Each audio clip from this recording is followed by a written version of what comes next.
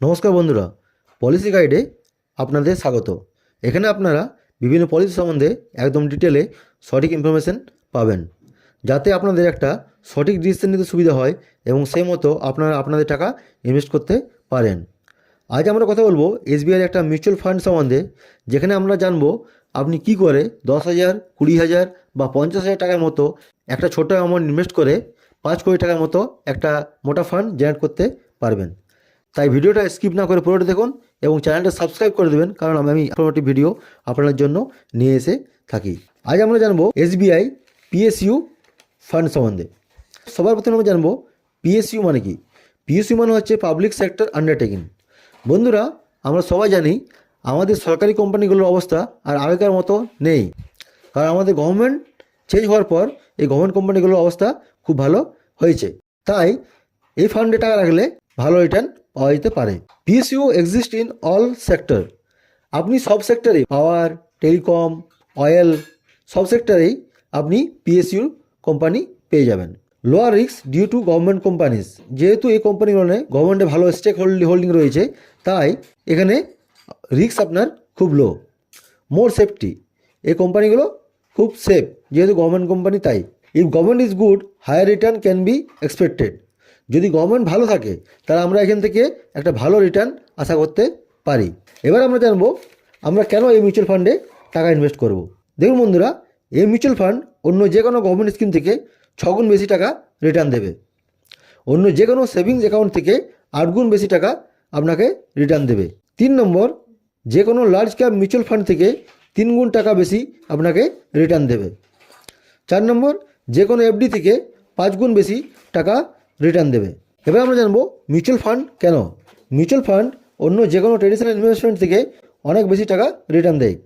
এখানে আপনারা 9 to 50% পর্যন্ত রিটার্ন পেয়ে থাকেন এবং এটি একটা রিস্কি ইনভেস্টমেন্ট, বাট এখানে রিটার্নও সব থেকে বেশি পাওয়া যায়। এবার আমরা এই পিএসইউ ফান্ড সম্বন্ধে একটু জেনে নেব। এই ফান্ডটা গত 1 ইয়ারে 19.99% রিটার্ন দিয়েছে। এই ফান্ডটা গত 3 বছরে 32.02% রিটার্ন দিয়েছে এবং এই ফান্ডটা গত 5 বছরে 24.44% অ্যানুয়াল রিটার্ন দিয়েছে। এটা ফান্ড টাইপ, এটা হচ্ছে ইকুইটি গ্রোথ। ফান্ড এজ, এই ফান্ডের এজ হচ্ছে 12 ইয়ার্স। লক ইন পিরিয়ড, এতে লক ইন পিরিয়ড নেই। এক্সপেন্স রেশিও, এর এক্সপেন্স রেশিও হচ্ছে 0.77%। এটা এক্সপেন্স রেশিও অনেকটাই কম আছে। Fund manager Rohit Simpi. AUM, যদি আমরা এর AUM এর কথা বলি, তো এর AUM হচ্ছে 4,572 কোটি টাকা। Exit load 0.5%। Holding by sector. এবার আমরা জানবো যে এই কোম্পানি কোন কোন সেক্টরে কত টাকা ইনভেস্ট করেছে। এই কোম্পানি ব্যাংকে 23.64% ইনভেস্ট করেছে, গ্যাসে 13.85% ইনভেস্ট করেছে, পাওয়ারে 12.94% ইনভেস্ট করেছে, ইন্স্যুরেন্সে 7.85% ইনভেস্ট করেছে, পেট্রোলিয়াম প্রোডাক্টে 7.48% ইনভেস্ট করেছে, অয়েলে 4.92% ইনভেস্ট করেছে, মিনারেল অ্যান্ড মাইনিংয়ে 4.02% ইনভেস্ট করেছে। এবার আমরা জানবো টপ হোল্ডিং, কোন কোন কোম্পানিতে এই কোম্পানি কত পার্সেন্ট টাকা ইনভেস্ট করে।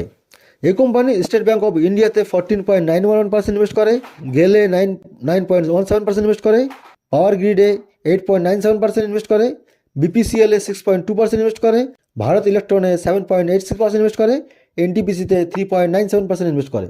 বন্ধুরা, আমরা আগেই দেখেছি যে এই ফান্ড আমাদেরকে পাস্টে 32% পর্যন্ত রিটার্ন দিয়েছে।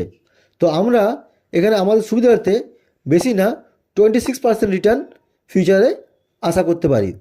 যদি আমরা 26% রিটার্ন যদি এই কোম্পানি থেকে পাই, তো আপনি যদি কোম্পানিতে একবার 10,000 টাকা ইনভেস্ট করেন, তো 10 বছর পর 1,08,57 টাকা রিটার্ন পাবেন। 20 বছর পর 10,17,000 টাকা রিটার্ন পাবেন। 30 বছর পর 1,02,59,000 টাকা রিটার্ন পাবেন। ঠিক এই মতো যদি আমরা একবার 20,000 টাকা রেখে এই কোম্পানিতে ছেড়ে দিই, তাহলে 10 বছর পর 2,01,000 টাকা রিটার্ন পাওয়া যাবে। 20 বছর পর 20,34,000 টাকা রিটার্ন পাওয়া যাবে এবং 30 বছর পর 2,05,00,000 টাকা পর্যন্ত রিটার্ন পাওয়া যাবে। আর এবার যদি আমরা এখানে যদি 50,000 টাকা রেখে ছেড়ে দিই, তাহলে আমরা 10 বছর পর 5,04,000 টাকা রিটার্ন পাবো, 20 বছর পর 50,86,000 টাকা রিটার্ন পাবো এবং 30 বছর পর 5,12,96,000 টাকা রিটার্ন পাবো।